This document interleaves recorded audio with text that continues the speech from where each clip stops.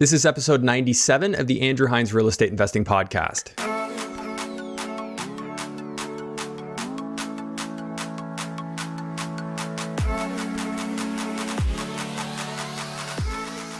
Welcome to episode 97 of the Andrew Hines Real Estate Investing Podcast. Today I have Josh Doyle on the show. Josh is a Hamilton-based investor who is very aggressive. He's only seriously been in real estate investing for about 2 years, but he's hit the ground running. He's done a number of joint venture projects, and most recently he's purchased a row of 6 townhouses. He walks through the numbers on that project and the numbers on another project in which he's pulled out all of his money and he's getting over $1,500 a month in cash flow. So it was a really interesting episode. Josh likes to run his numbers very conservative and then be pleasantly surprised at the end.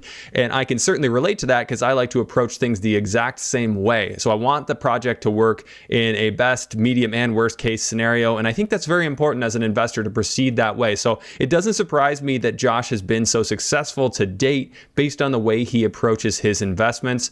He does most of his investing with joint venture partners. He's also involved in some other types of investments, and he seems to be a relatively savvy entrepreneur overall. So it was a really interesting discussion, and Josh shared all the goods throughout the interview, so I know you're going to like this one. Just before we get started, make sure you hit that like button and subscribe with the notifications on if you're on YouTube. If you are listening from other podcast platforms, please rate and review. It helps more people to find this, and I'd surely appreciate it.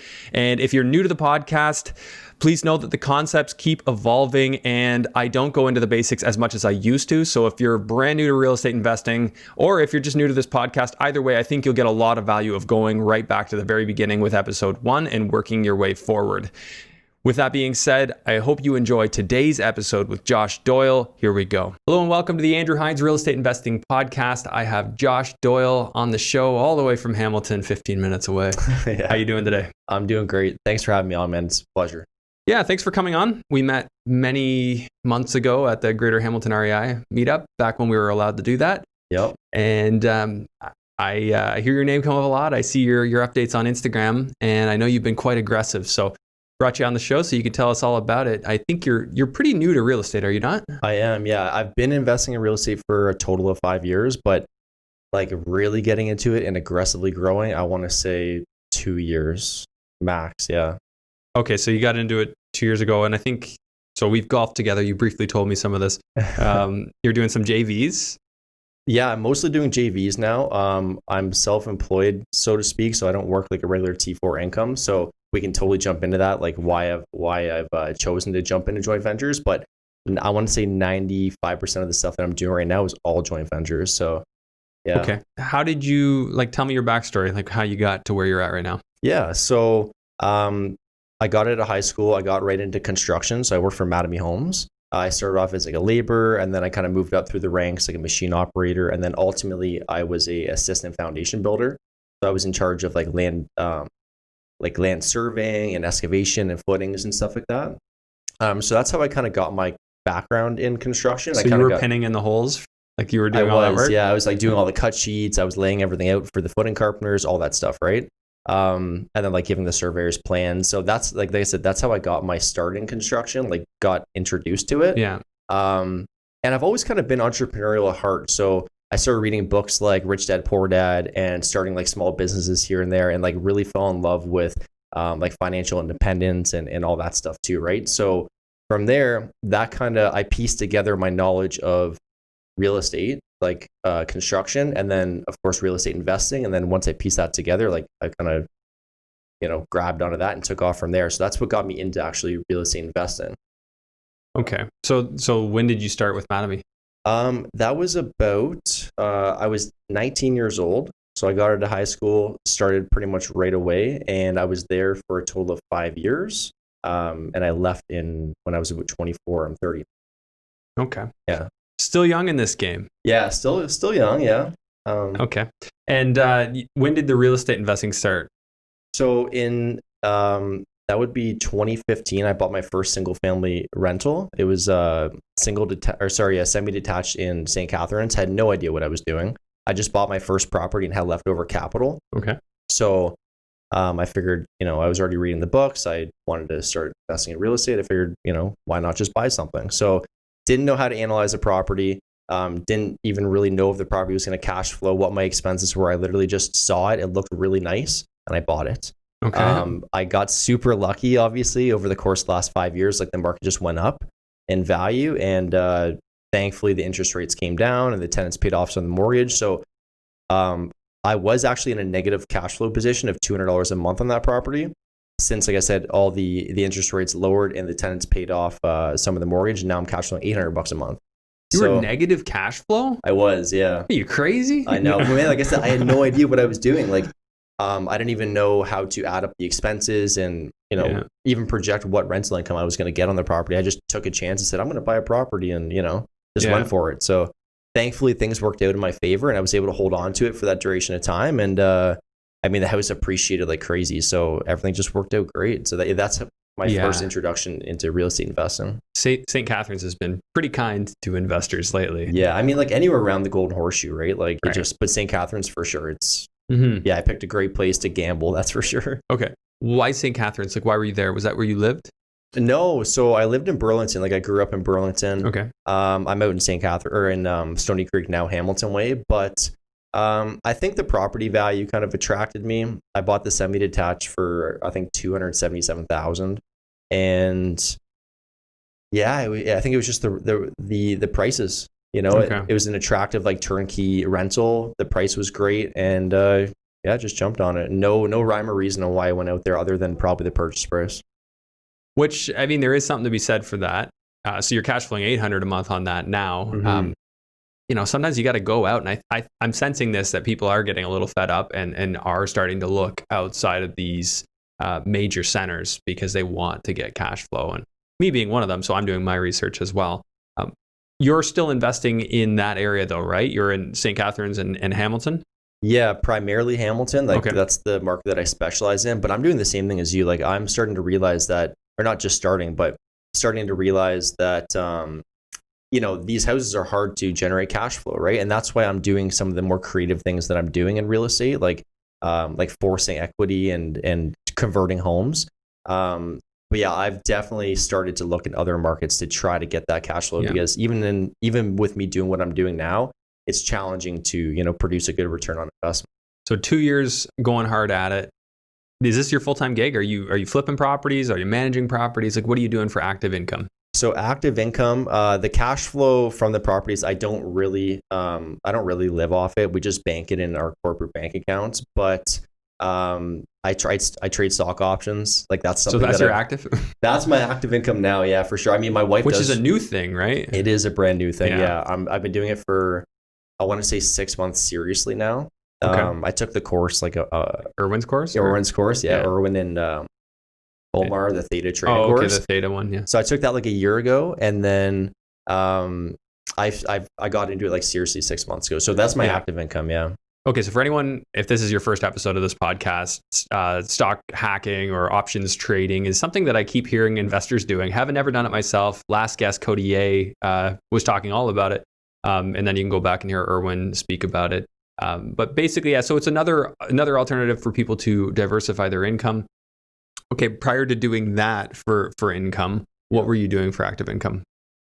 So, like I said, I've always been entrepreneurial. So I started a couple small businesses. Some of them were failures. And then one that I started was an e-commerce business where I was basically retailing products on Amazon.ca and .com. Okay.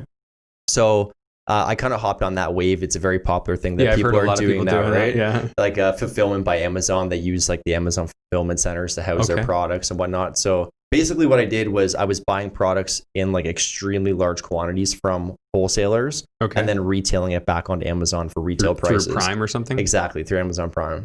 So guys that have Amazon Prime memberships out there, if you're not buying directly from Amazon, you're buying most likely from somebody like myself. That's just facilitating, Is it still in their warehouse? I'm just curious. It is, yeah. Okay, so I've seen this. They're like, it wasn't actually sold by Amazon. I'm like, what are you talking about? I bought it from Amazon. They're like, well, no, it's like a third party. If you read it, it'll say sold by Josh, but shipped by Amazon. Yeah. So, yeah. Yeah, and I'll like search for like the Amazon Prime logo, like, like when I search for stuff. So you would come up under that. Exactly. Okay. This is an entirely side tangent, but I mean, I'm very entrepreneurial. Real estate investors are entrepreneurs, in my opinion. So I love talking about this stuff. Totally. And the same logic goes into so many of these decisions. Like I want to create freedom in my life. I want to, Yep. I don't want to be financially dependent on X or Y. So very interesting that you've done that. And I'm guessing that you said your wife works as well? Yeah, so she works full time still. Okay. She's kind of been the driving force of everything. So we've been relying on her to kind of pay for living expenses. Like I said, we don't live off the cash flow, right? So I started that business originally to basically earn income to invest into real estate. That's my whole reason for starting that business. I was super successful in doing so.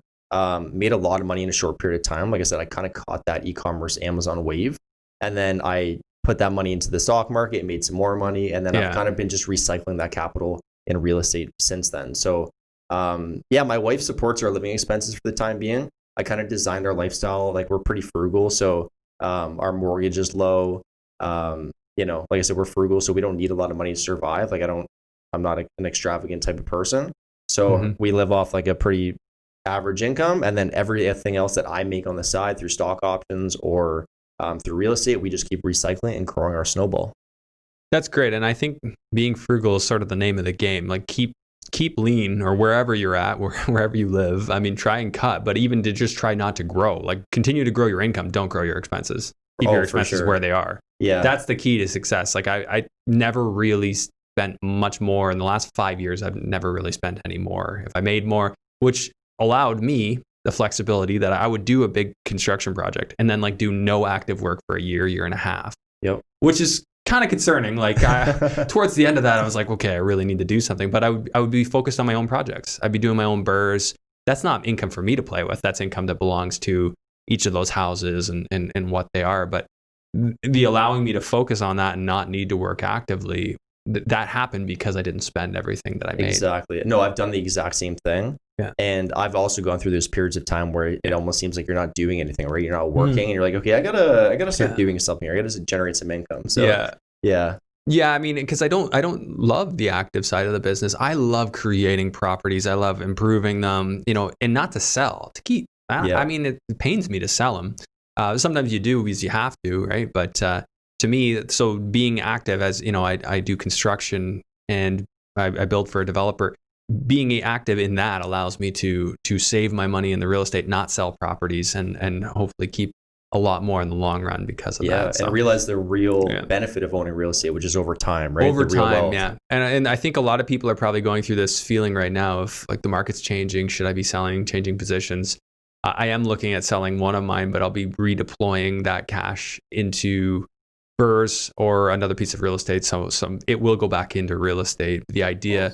I like being a little bit liquid so that when I can go into projects and not worry about the interest burn. Yeah, I completely agree. I've put myself in positions where I take on too much. I put too much on my plate, and then I'm looking at my financials and I'm like, okay, like this is, if anything goes wrong here, like you don't want to be in that position where something you got to start liquidating and stuff like that, right? So I try to do the same thing, keep myself a little bit liquid and have a little bit of a breathing like buffer room there. The big thing I like is not, so for construction funds, no construction mortgages because they're really annoying. I don't like the holdbacks. I've never had one of those. And all the fees. Like construction mortgages, for anyone who's never taken one, there's all kinds of admin. There's multiple legal fees, especially if it's a private construction mortgage. Totally doable. And if you need to do it, I've done it to get a deal done. Yep. But I sure as heck like to avoid it if I don't need it. Of course, on the bigger deals, you might need it, but the annoying part is when you get a construction mortgage, they hold back 10% under the Construction Lien Act here in Ontario. So that's right. So if I need $1 million to build, I actually need $1 million. They approve $1 million, but they'll only ever give me 900,000. So who's coming up with that other 100? That's me. Yeah, and you got to front it, right, and get your disbursement. Yeah. So you always need to have some sort of buffer. You need to be liquid in this business to a certain degree, right? There's a delicate balance for everybody, and there's a number that makes sense for everybody. But 100%. Yeah. So I mean, and this is relevant to you because you're doing construction, right? You're doing BRRRR projects, and I've seen some of your Instagram photos, and you're doing a lot. Like you're getting down to the bones of the house. Yes. Yeah. So we can totally jump into that. Yeah. Let's jump into what you've been doing. So we've covered your active income. That's what you've pivoted into now. Yep. Start off with, what's your portfolio look like right now? Okay. So I have 16 doors in total that is spread out on 5 different properties. Most of them are duplex, triplex fourplex, and then I have a row of 6 towns as well. Basically, what I've been doing is I've been buying single family homes and converting them into as many units as I possibly can. Legally, or some legal, some not? Both. Yeah. Okay. So, to be completely honest, some of them are legal duplexes, some of them are legal duplexes with a third unit in the basement, right? So, or a legal triplex with a 4th unit in the basement. Yeah. So this is like the sort of, on some of them, the Sandy McKay approach, if you know what he does.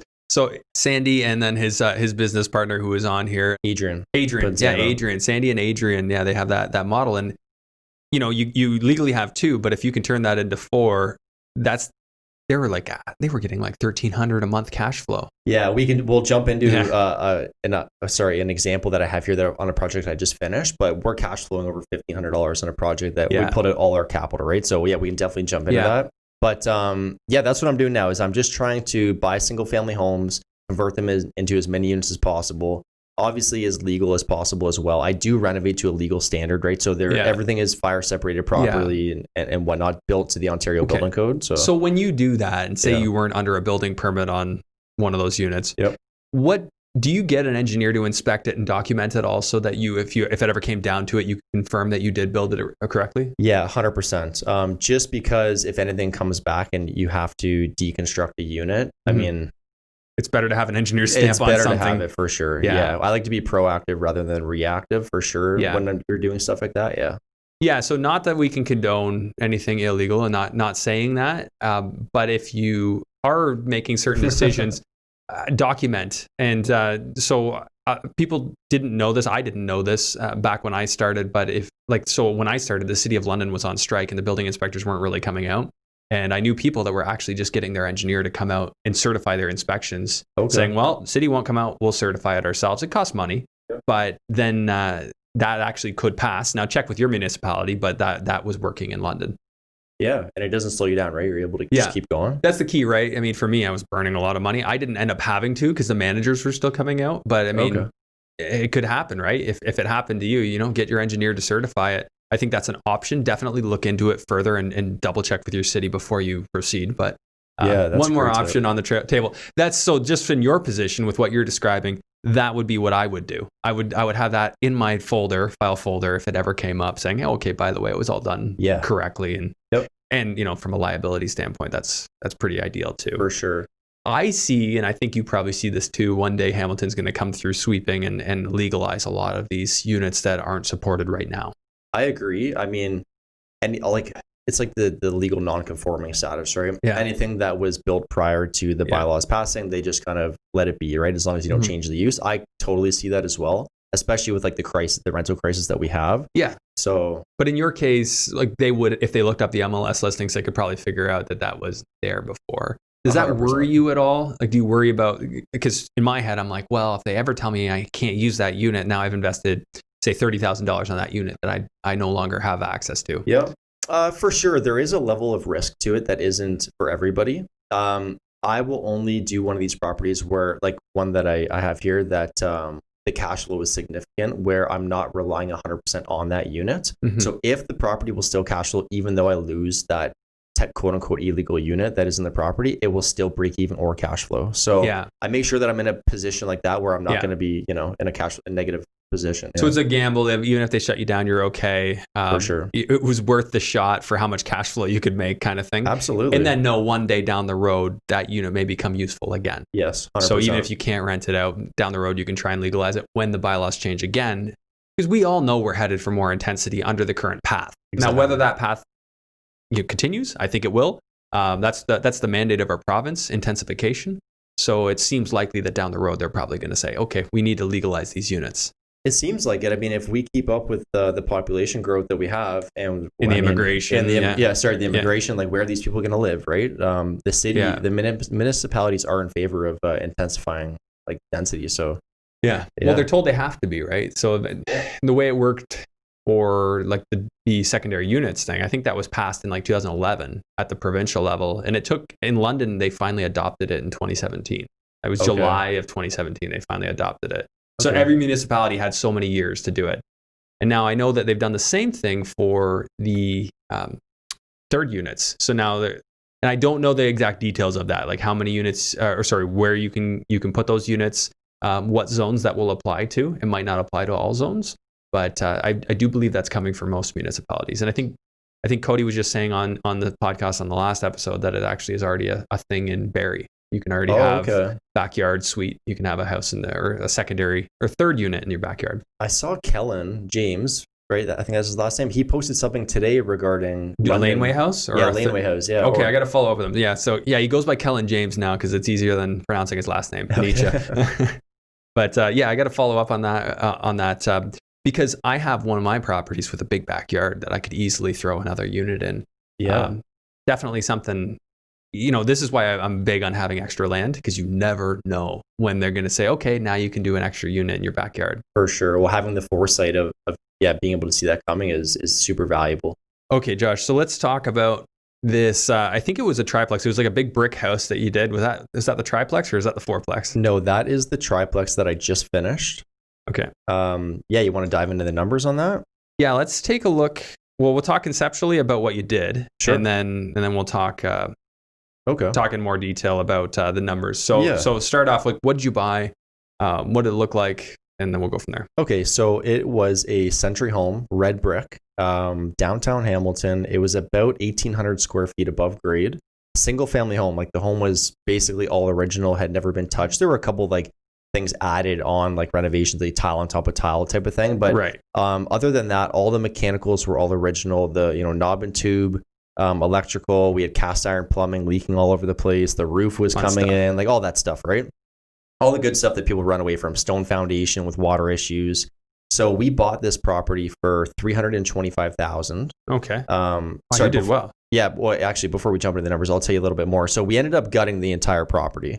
Yeah. Right back to the brick. Now, where in Hamilton is this one? It's more so central. It's on a street called Sturton Street. Okay. It's in the Gibson neighborhood.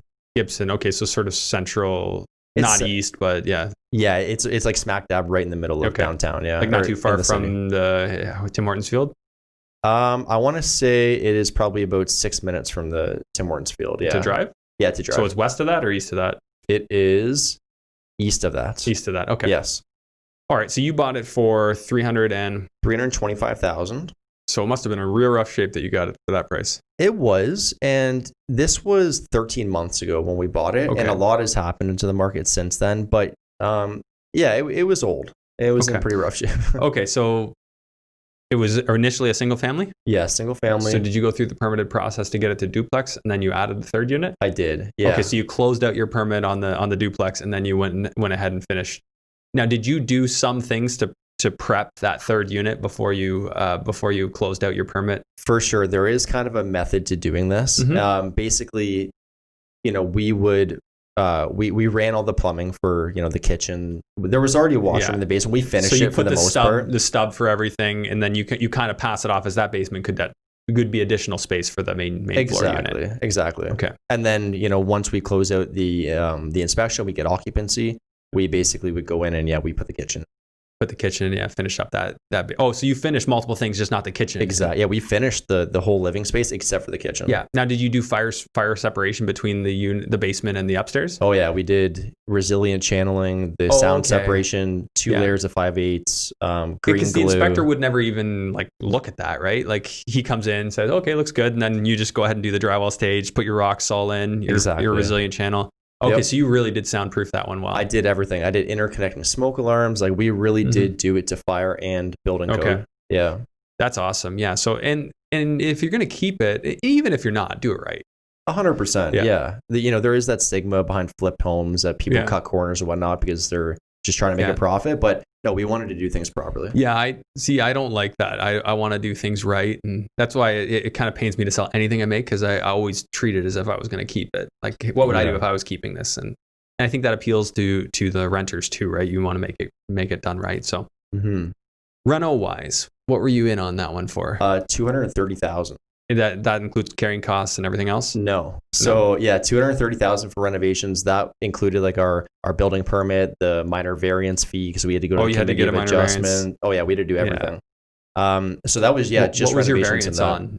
before we jump forward? We had to do a reduction in lot size, a reduction in unit size. So they want 700 square feet minimum. You weren't 700 square feet? No. On the main floor or upper? I believe it was on the main floor because the upper, we had the attic that was able to be included. Yeah. Okay, so you didn't have a big enough space. You're just a little bit under? It was, we were just shy of it. Okay, and then your lot was a little too small? The lot was too small. We didn't have any parking. No parking. No parking. They still allow this? Well, we proposed that we had a garage in the backyard. We tore down the garage and then I paved the backyard and put fences up. So we did give parking, yeah. But that wasn't part of the minor variance. You just did that after the fact? That's correct. Yeah, because they probably wouldn't have liked that, right? No. Well, I mean, it depends, right? Like I've had minor variances pass where we didn't have any parking. So it all really depends on the property and, how nice the committee of adjustment is that day. But I've seen them not be nice. I've heard, of horror stories for sure. But when you're taking on these projects, that is another level of risk that you have to be comfortable with is when you buy a property, you're not guaranteed to get this minor variance. So, well, that's the thing. Okay. So, and I want to make that really, really clear is there are no guarantees with minor variances. No. So you need to buy that property and know that you're okay if you don't get the okay. Yes. So what would you have done if they said no? We bought it at a low enough price that we wouldn't have been able just to renovate it and either flip it or still cash flow as a single family rental. So when I run my projections, I run it like plan A, plan B, plan C, because you can't just rely on plan A, right? Like as you said, a minor variance is not guaranteed. So you got that from me, didn't you? I think I probably did. Well, I've been listening to your podcast for a while now. So yeah. That sounds really familiar. No, that's you great. Have to. Yeah, plan A, B, and C, perfect example of that. If you just go for the minor variance and then all of a sudden you get slapped, you can't get it, and then you go relist that property, you lose money. Exactly. Well, that is the type of procedure. If you operate under that procedure, you won't be in this business long. No, because things don't always go right. Everybody looks like a genius when things go right. Yeah, and things rarely go right. Yeah. I mean, we've been fortunate as investors; things go up in value. It's a saving grace. I've made mistakes that the values have saved me from, and I'm thankful for that. Mm-hmm. But you don't want to bank on it. You count your lucky stars when you come out of that and you unscathed, and you're like, you have to remember, okay, never again. I'm not making that mistake again. Even if you didn't lose, it might have been a mistake. It still is a mistake if you didn't have a plan B. Yeah, completely agree. So here you had the plan B. Did you have a plan C as well? I guess your plan B was pretty strong. Plan B was extremely strong. Yeah. I don't know if I had plan C. I'm sure I did, to be honest. There's always a creative way. Okay, third thing I could do. I think we were actually buying it below market value, so we could have just probably, give it a little bit of a lipstick and then just put it back on the market and at least broke even. Yeah. Yeah. So there you go. So there's your plan C. It's just good to rationalize your way through that. And you did a great job of that. So well, thanks. That's awesome. Okay, so what were you into? Carrying costs, insurance, minor variance, all that stuff. What that add up to? Yeah, so the rent was $230. Our carrying costs or the holding costs and was legals $30, and all that stuff. I guess $40,000 in total. Yeah, $40,000 for all that stuff. So this was no small project. No, it was a major undertaking for sure. Okay, so your new mortgage would have been. Let's just see here. Did you refinance on that? I did. Yeah, at 80%. Yeah. Oh, you want the refinance amount? Yeah. So we refinanced at $767,000. That was your value? Yeah. 760. Wow, you did well. Yeah, killed it on this one. So times 0.8. So the new mortgage was 613. Oh, 613? 613, 600, yeah. Oh, okay. So you're a little higher than that. Yeah. So we'll just 613. You just do 80% loan to value? Or? I did. Yeah. It came in a little lower. Okay. So I guess they thought your value was a little higher than you thought. 613, 600? Yes. So what they would have thought your value would have been divided by 8. Looks like they were giving you a 767 value. Oh, is that not what I told you? You may have. Okay. Yeah. Anyways, I may not have been listening. No problem. It was 767. Yeah. Okay, 767. I thought there was something going on with the numbers there. Yeah. Yeah. Okay. There we go. Okay. So 767. You got 80%. Yep. So your mortgage is the 613, 600. That's right. And that means your net investment was a negative $18,600. So that's right. The perfect BRRRR right there. Yeah, we got paid. Got paid to keep real estate. So now, of course, it wasn't really free because you have your sweat into that one. Yeah. How often were you there? I will admit on this one, I was playing the general contractor on this one, so I did hire a lot of sub trades, but there were a lot of things that I put some blood, sweat, and tears into that one. So yeah, we did some insulation ourselves, stuff like that, right? So I was there pretty frequently. Even just being your own general contractor is a lot of your time, like negotiating contracts with people, setting up timing, talking to your site supervisor. Like this is my daily routine, doing all this stuff. So I feel like most people underestimate how much time it really takes and how much knowledge too, and just to understand it. Understand the building, the production schedule of a property, what comes next, and how to deal with things as they come up. Like that's a major skill to have, right? Yeah. So I can tell you're very knowledgeable. Like you've already been through the minor variance process. You having worked in surveying and working with foundation people, you had a huge level of understanding of the building process, the permitting process, the inspection process. Yeah. A lot of people just don't know any of that going in, right? For sure. And as long as you continue to hire general contractors, you probably won't know. Yeah. So it's a question of, is it worth it to you? And how much will you save in the long run if you start doing that? Of course, how much time will you lose? Because it is a time consuming endeavor. Yep. And how much money will you spend on mistakes, right? Because you'll make a lot of mistakes for sure if you don't have the knowledge. I'm getting to a point now where I'm trying to pick up properties at such an aggressive rate that I'm starting to outsource to full-out contractors. Full-out contractors. And I think you need to, once you get to a certain point, like I admittedly a bit of a control freak.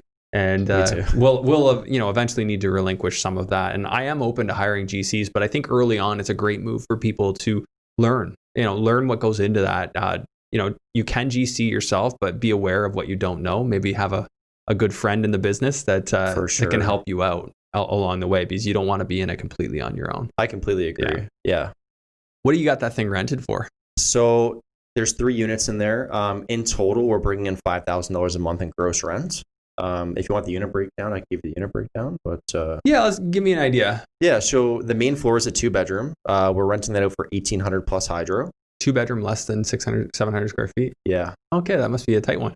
It is actually tight. Yeah. The bedrooms are a nice size. The living room is a little on the smaller side, but I renovate to a higher standard, like quartz countertops, stainless steel. Yeah, do it nice. Nice backsplash and whatnot. So I provide a higher level of finish because I attract a much higher tenant or higher quality tenant. And I'm getting extremely high rent for that unit. So that's great. So $1,800 for the 2-bed there. I have a 2-bed plus loft. Upstairs, I'm getting $1,900 plus hydro, and then the basement is a 1-bedroom. I'm getting $1,250, and that's because the ceiling height is a little bit on the lower side, and it is a basement. So I brought the rental rate down. I might be able to get higher in the future, but you'll have to gauge that one as you go. Yeah. Approximately what height is the joist in the basement? I think we are at 6'9".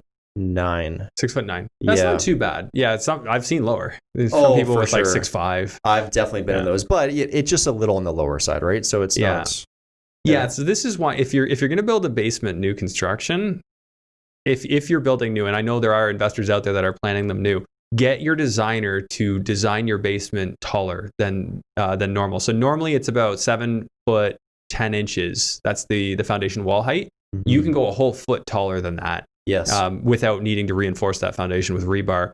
And that will allow you to finish out, because you're going to have bulkheads and all this. You'll probably be able to finish out around 8 feet, which is a normal like second story in a house. So it won't feel like a basement. Yep. And then you can rent it out for more. So that's my thought. And then the other thing, if you're designing new, raise the elevation so that you can have more of your window above grade. That's right. And go really big on those windows so that you can make people think they're on a main floor and you can rent it for more. Worth every dollar you're going to spend on that for sure. So many people just look at the cost. Oh, what's cheapest? Or they don't even think about it. And I think that's the worst part, is you don't think about it, right? Yep. And if your designer isn't somebody that designs for investors, they're not going to know to do these things. They're going to be like, normal basement, here you go. Oh, you want an apartment down there? Sure, I can design a kitchen, or I can design the layout.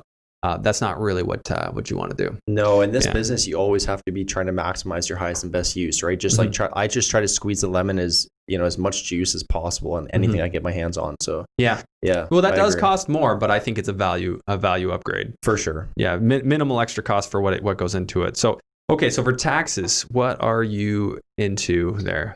Property taxes are $25.44 annually, or $212 a month. I don't know how. $25.44. Yeah, that might go up. That's going to go up. 100%. That's going up. I'm putting in $4,000 for you. All right, fair enough. Yeah, that's what it is right now. But until we get assessed, we'll see. This is Hamilton. It's going up. Sorry to break it to you, but hey, it's part of the game. Part of the game. You're still going to do well. That's right. Okay, so maintenance. figure 5% or yeah, so. I put 5% of gross rents. And then management, you don't pay management? Not on this property. I'm managing it, but if you want to factor in management, 100%. But we don't. I'll leave it out. I self-manage, so I think that there's a good way of doing that. There's going to be miscellaneous costs. I always throw in $500 for miscellaneous. Sure. That's just whatever comes up related to management. Yeah. Do you have to do any lawn care? Are you cutting the grass there? Or No. So I took up the whole front yard and I river rocked it.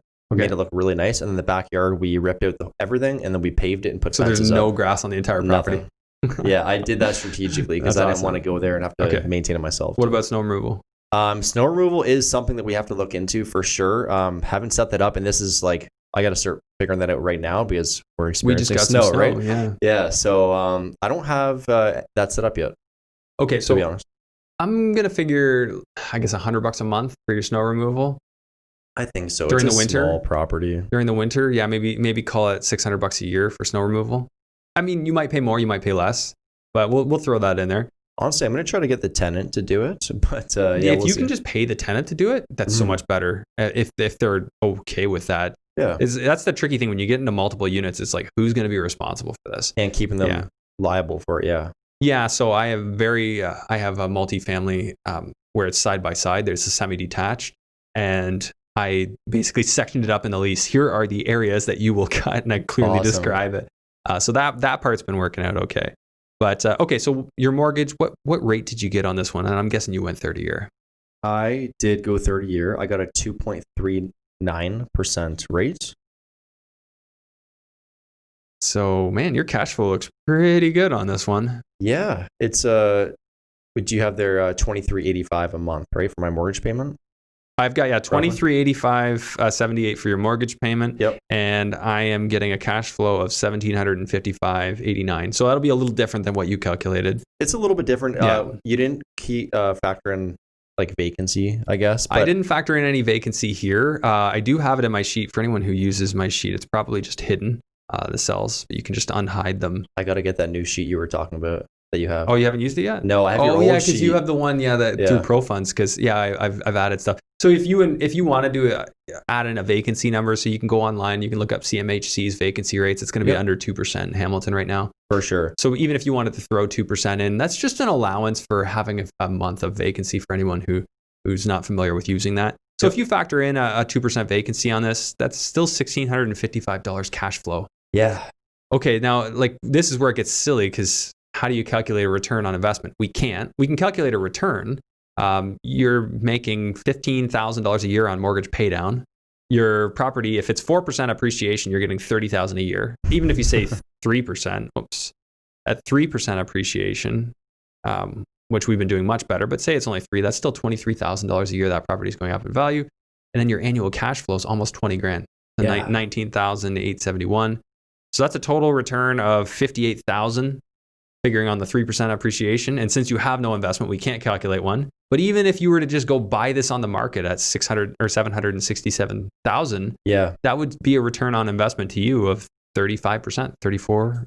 Still huge. And the difference between, our equity in the property, right? If it's worth $767 and we've got a mortgage for $613, that's a huge spread in equity that we have sitting in the property as well, right? So that 20%. Yeah, you've got 20% sitting there, so that's over $150,000 pretty much. Yeah. So plus it's going up.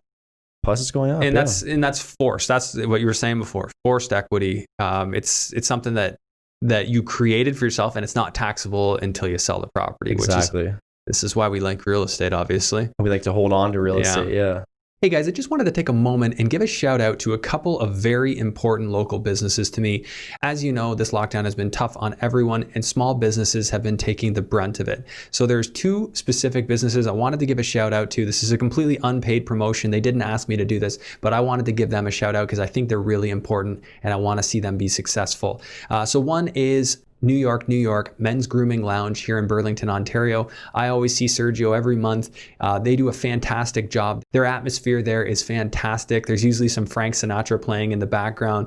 They're a great establishment, even if you just want to go in and have an espresso or have a beer and chat. It really is a lounge and social location, which is just such a unique concept in today's market. Really like those guys. I really want to see them succeed. If you're looking for a fantastic men's haircut and grooming experience, I highly recommend them. The next one I wanted to give a shout out to is Dr. Mike White over at the Momentum Health Clinic in Hamilton. Dr. Mike has been able to help me many times over the years when I've hurt my back. He's a chiropractor.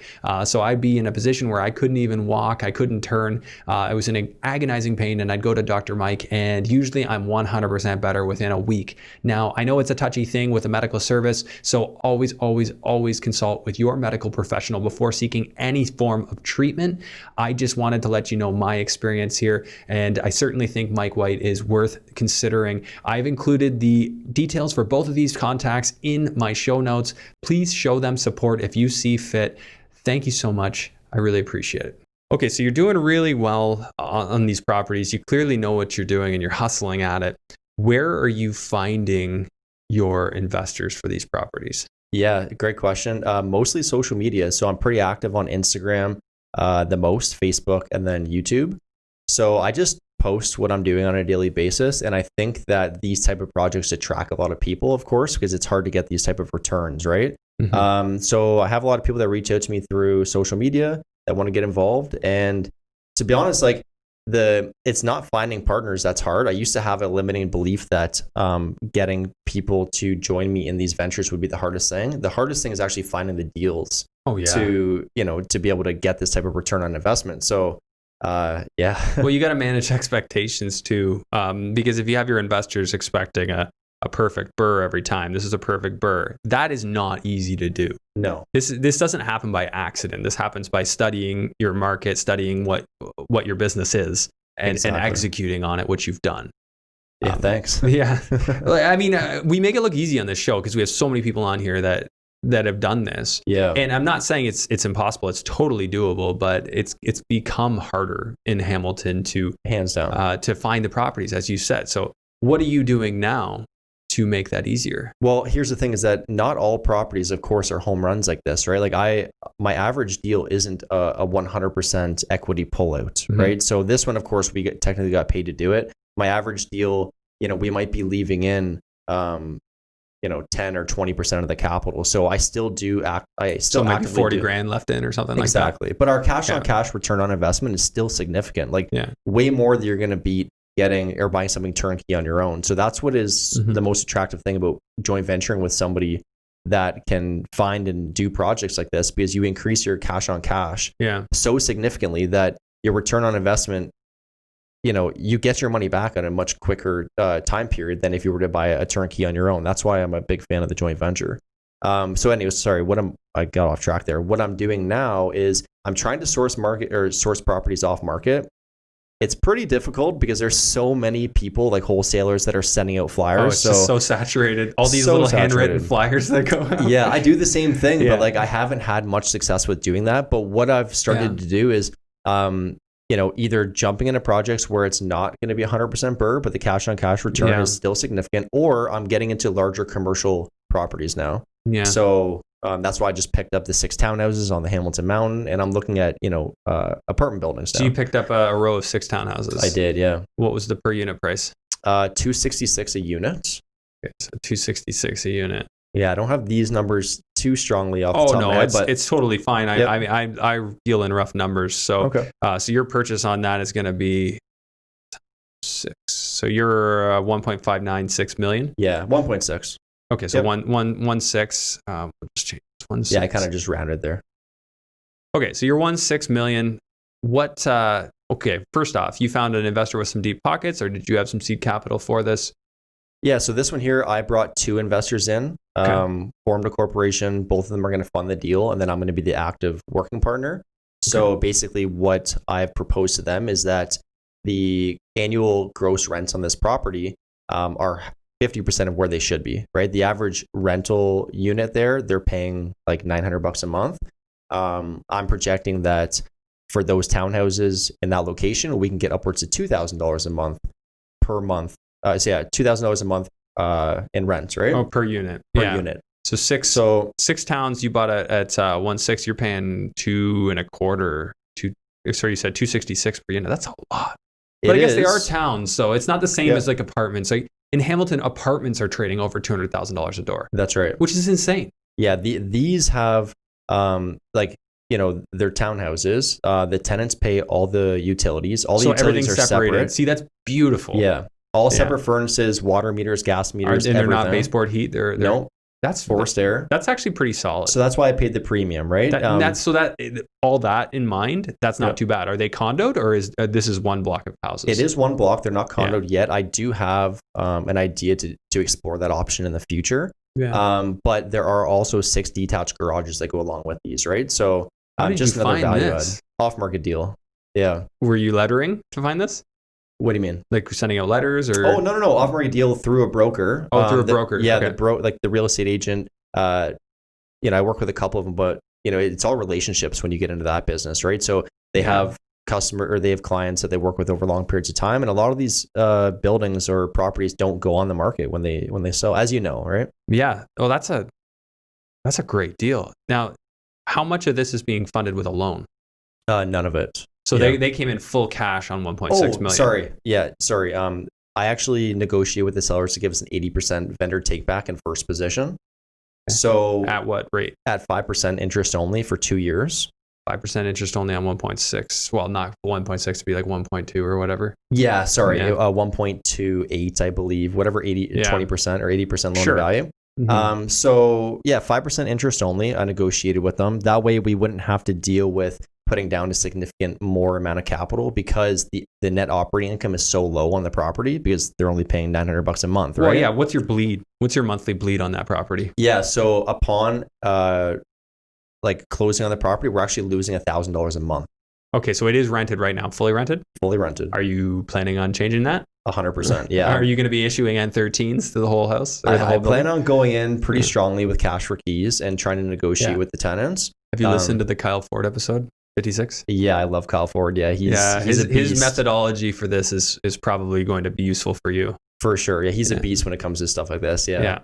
Yeah. I plan on just implementing the same strategy, going in there aggressively, turning over units. I only need to turn over 1 unit to get to a break-even scenario or situation, which I've raised additional capital for that reserve fund, right? Okay, so you raised extra capital for any sort of burn that you're going to have. You're losing $1,000 a month.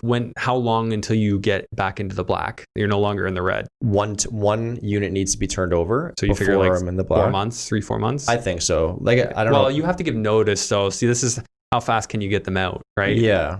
And that you got to be careful. So this is why Kyle says issue the N13, even though that's a 90-day notice, I believe. Mm-hmm. Issue that regardless, and then you can try other things in the meantime. Yeah, but you want to have that as at very least as a fallback.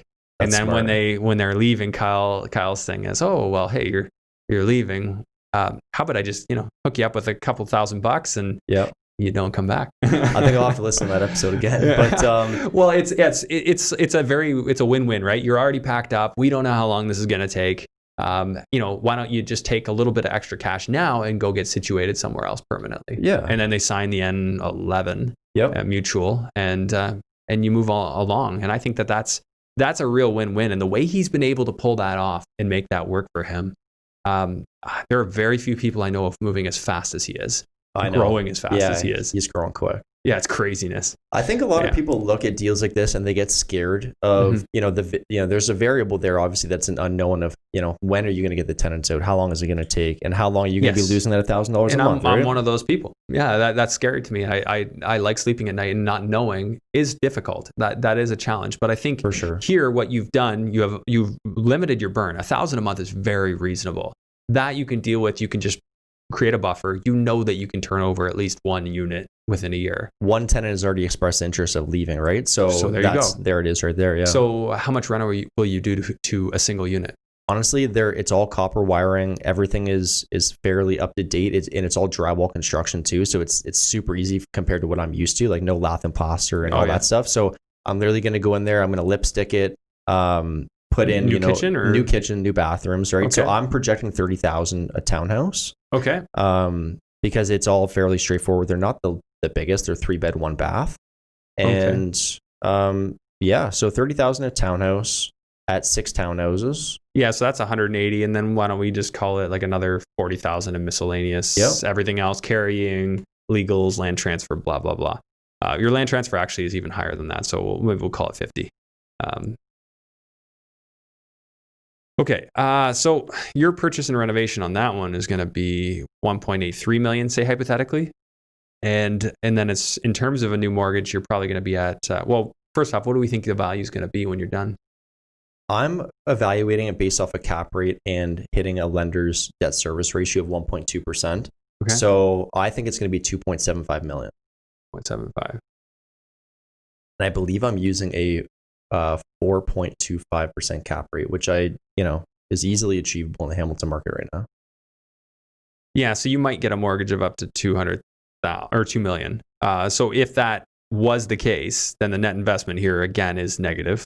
So potentially your investors are putting back, what would this be? When I underwrite deals, I have a super level of conservatism to it. So I underwrote it basically to the point where if I turn over all 6 units, the investors will be able to pull out 100% of their capital. So it won't be like an additional pullout, but I'm very confident with the numbers I'm projecting. Yeah, so you're being conservative. You're saying 0. I'm showing here, just based on the quick discussion we've had now, 232,500 pull out. But with that being said, it's a little bit more tricky when you're dealing with commercial lending, which this would be with a bank. They scrutinize it more, and they apply their own expenses and their own assumptions on expenses. So that's right. Here, if we said, let's just look at what your rents would be. So if you went $2,000 per times 6, that's gross rent of $12,000. Yep, should be $144, I think, annually.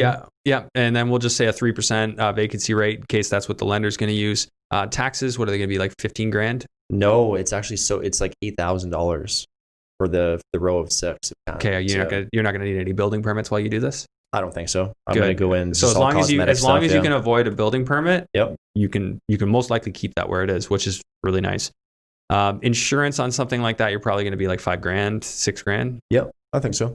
So we'll say 6 to be a little more conservative. Sure. Maintenance, I'm gonna keep it at 5%. Management, I'm gonna assume I also budgeted 5% actually for management. Okay, so you're budgeting that, and they're going to do that actually. More importantly, the lender is either going to look at 5% management, or they're going to look at $700 or $800 a door, or whatever. They have their own internal estimate. Whether you manage it yourself. Yeah, they don't even care. They're just going to build it in. Because they're looking at it, well, if you got to sell this, we have to treat it as if there's a manager. If we have to force the sale, we have to value it based on there being a manager. So lawn cutting and maintenance, I'm going to say probably like $2,500 a year between lawn and snow. And that sounds accurate. Maybe even $2,000. Sounds fair. If you can get yourself a good deal, $2,000 is possible. And miscellaneous, I'm going to leave that at $500,000. So I'm going to sub in this potential 2.75 value, 2.75 million. So I've got 2.75 million showing a 3.94 cap rate. But I'm also projecting to rent out the garages for $100 a month. So that adds an additional $600 a month, which is $7,200 a year. Okay. And net operating income. Okay, so I'm just calculating your DCR here. But yeah, okay, I see what you're saying there. So you've got an extra $200 a month. There's 6 garages, so $100 a garage. So $600 a month. Sorry, I was $7,200 a year. I was multitasking. So sorry, 200 per garage or 100 per garage? 100 per garage, okay. I need to stop multitasking here, clearly. Okay, so $600 times 12. And we're just going off the hook, we don't have any numbers in front of me. I like it like that though. Yeah. Okay, so 2,000. Oh yeah, that makes a huge difference. Huge difference, yeah. That's why I like to find value anywhere I can, right? So when I saw the garages and I saw that they weren't charging for them, I'm like, these guys are crazy. Yeah. There's a parking spot and a fully detached garage for somebody to rent out. Yeah. Okay, man, that's great. Okay, so it looks to me. So if I'm being scrutinizing here as the bank would be, I would say, okay, well, your 2.75 value isn't quite working for our DCR. So that what they would ultimately do is they just keep cutting your loan back until it works. So actually, they're only going to give you a 75% mortgage anyway. Yep. And it's going to be a 25-year AM. Now, the question is what kind of rate they're going to give you. Probably in today's market, maybe 2.5. I think I underwrote it with 2.5. Yeah, so based on 2 that, or 2.5. There's so many variables when it comes to underwriting commercial, right? I think so. You were being conservative before. I think we're more looking. I don't think you're going to get your 75% loan to value just based on what we're seeing here. I agree. It's going to be lower, so you're probably going to be I think I was in the right 65. Yeah, 65 to 70, maybe in and around that range. I mean, I've been conservative here, so there's room for buffer. Me personally looking at this, I'd say I'd figure on a 64% loan to value. So okay, if that were the case, then you would be getting let's see here. It would be basically a break even. Your investors would be getting pretty much most of their money back, maybe leave in 20, 30 grand. Yeah. It'd be in and around that range. Exactly. Yeah. You actually did that pretty good. Like just for off the top we do this on the fly. See, this is about analyzing deals quickly. So for anyone who doesn't have it, my cash flow sheet is on my website, andrew-hines.com. And there's a link right in the menu there to get the cash flow sheet. This is what I use right on the show as I'm analyzing deals. Just off to the side, I just do a purchase plus reno. I guess I should probably build that into the sheet as well. But when you're using it, just when you have that purchase price plus ARV sell, make sure you include both what you purchased it for plus whatever renovations you're putting in. Right. So that'll help you get a better. There's a couple of different ways you can use it, and I may tweak this over time, but this will get you along the right direction. And I underwrite deals probably like a couple deals a day, and that is the sheet that I use solely for underwriting deal. I didn't even know it was your sheet until you commented on my Instagram. So like, that looks familiar. Yeah. No, I love it. Yeah. So it's a work in progress. There's always more things we can add into a sheet, but I try and keep it reasonably simple. It's got everything you need though, which is perfect. This is an awesome deal. I didn't know you were doing this. That's great, man. You're moving really quick too. And I know that because we talked a while back and I think you were just kind of more or less at the start. I was. And you've been moving like crazy. So what's driving you to do this? Yeah, that's a great question. I feel like I'm honestly I'm just getting going is how I feel really. But what's driving me to do this the most is I've always been entrepreneurial. I've suffered some major loss before in my life that has changed the way that I think like tremendously. Like I lost my mom a couple years ago, and that taught me a lot. Like it changed my perspective on life. And what it basically did was I started looking at things differently, and I started thinking, okay, you know what? Life is extremely short, and life is not predictable. Life is not. Sorry, I'm kind of choking up here. Life is like you don't really know what tomorrow brings. You don't know if there's going to be a tomorrow, and so I feel like I always lived my life prior to that, not going for things, not like always having my fears dictate my actions. Right. And then once that happened to me and I experienced that level of loss, I kind of had a perspective change, and I realized, okay, you know what? Like there is nothing that is going to surpass that level of loss that I already experienced. Yeah. And so I can no longer live life having like my fears dictate my actions. And so when I analyze deals like this, or I jump into a business venture or anything in life where you get that scary level of fear, I'm very quick to suppress it and be able to work past it now because I'm not afraid of what could potentially happen. So that being said, what drives me to do this is that I know I have the potential and the capability of doing these things. And so I wouldn't be listening to my conscience and following my vision if I didn't push past those limiting things, those fears of being able to just go for it. I don't know if I answered your question or not. No, that was very insightful. And first off, sorry to hear that. And one thing I take away from that is something that I hold very true as well is I don't live my life in fear. Yeah. I talk about wanting to be able to sleep. Fear has no place in my life. I think fear is a tool. When you acknowledge it, you acknowledge it and you put it behind you. You don't live in that fear.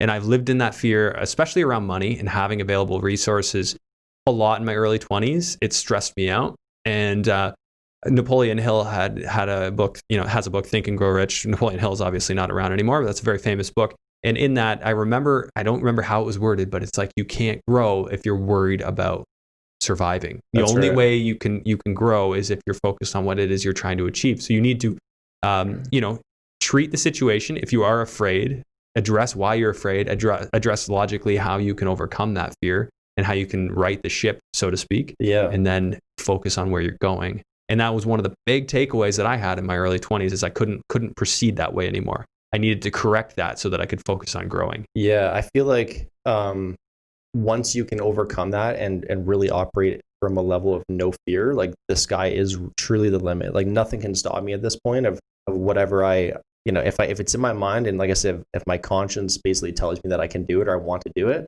I have to go for it. I have to like basically live in congruence with my conscience and just not let fear stop me. So it's almost a game for me now to just keep pushing and just overcome that stuff, right? So that's what drives me the most. Awesome. Well, thanks for sharing that, man. Yeah, and it comes down to that. I try and drive in like why, because this is not easy. like this is hard, but it's worth it. But And- hard compared to yeah. what at the same time Yeah. too, right? Like it's all, everything in life is your Yeah. perspective as well. Yeah. So, yeah. No, that's great, man. Where can people reach you if they want to connect with you? Sure. Yeah. Anywhere on social media, Instagram, YouTube, or Facebook. Mostly active on Instagram, Josh Doyle Invests. Okay. And or YouTube, I believe it's also Josh Doyle Invests. All right. I'll get you to send me those links and we'll make sure they're in the show notes for everybody. So Josh, Awesome. thanks so much for doing this. This was really insightful, and I know everybody's going to get a lot out of it. Thanks for having me, man. It's a pleasure.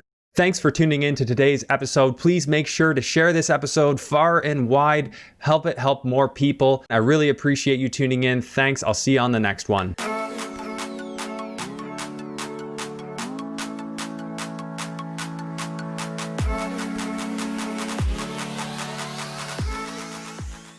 Hey guys, I just wanted to take a moment and give a shout out to a couple of very important local businesses to me. As you know, this lockdown has been tough on everyone, and small businesses have been taking the brunt of it. So there's two specific businesses I wanted to give a shout out to. This is a completely unpaid promotion. They didn't ask me to do this, but I wanted to give them a shout out because I think they're really important and I want to see them be successful. So one is New York Men's Grooming Lounge here in Burlington, Ontario. I always see Sergio every month. They do a fantastic job. Their atmosphere there is fantastic. There's usually some Frank Sinatra playing in the background. They're a great establishment, even if you just want to go in and have an espresso or have a beer and chat. It really is a lounge and social location, which is just such a unique concept in today's market. Really like those guys. I really want to see them succeed. If you're looking for a fantastic men's haircut and grooming experience, I highly recommend them. The next one I wanted to give a shout out to is Dr. Mike White over at the Momentum Health Clinic in Hamilton. Dr. Mike has been able to help me many times over the years when I've hurt my back. He's a chiropractor, so I'd be in a position where I couldn't even walk, I couldn't turn. I was in an agonizing pain, and I'd go to Dr. Mike, and usually I'm 100% better within a week. Now, I know it's a touchy thing with a medical service, so always, always, always consult with your medical professional before seeking any form of treatment. I just wanted to let you know my experience here, and I certainly think Mike White is worth considering. I've included the details for both of these contacts in my show notes. Please show them support if you see fit. Thank you so much. I really appreciate it.